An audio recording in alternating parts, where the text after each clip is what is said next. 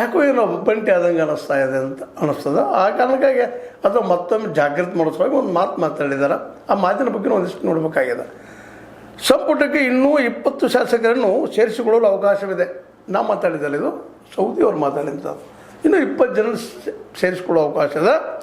ಸಿದ್ದರಾಮಯ್ಯ ಹಾಗೂ ಮುಖ್ಯಮಂತ್ರಿ ಅವರು ನನಗೆ ಸಚಿವ ಸ್ಥಾನದ ಭರವಸೆ ನೀಡಿದ್ದರು.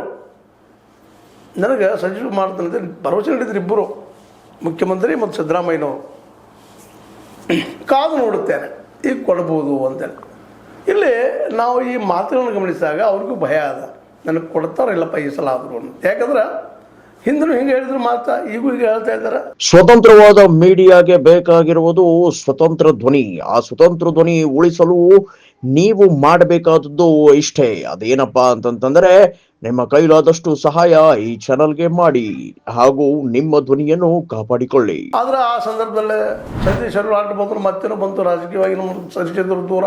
ಈಗಾದರೂ ಈಗೂ ನಂಬಿಕೆ ಬರ್ತಾ ಇಲ್ಲ ಅಂತ ಅನ್ನಿಸ್ತಾ ಇದೆ ಲಕ್ಷ್ಮಣ್ ಸವದಿ ಅವರಿಗೆ.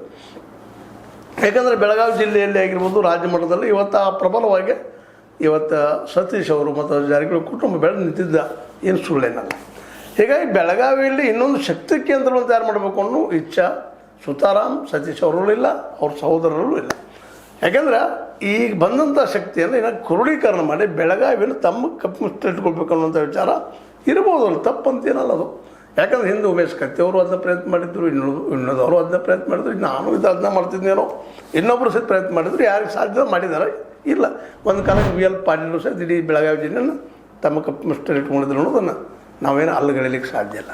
ಯಾಕೆಂದ್ರೆ ಆ ಸಂದರ್ಭದಲ್ಲಿ ನಾವು ಸ್ವತಃ ಅಂದರೆ ಮುಖ್ಯಮಂತ್ರಿ ದೇವರಾಜ್ ಅರಸರು VL ಪಾಟೀಲರ ಶಕ್ತಿಯನ್ನು ಮುರಿಸಲುವಾಗಿ ಅದನ್ನು ರಿಸರ್ವೇಷನ್ ಮಾಡಿಬಿಟ್ರು.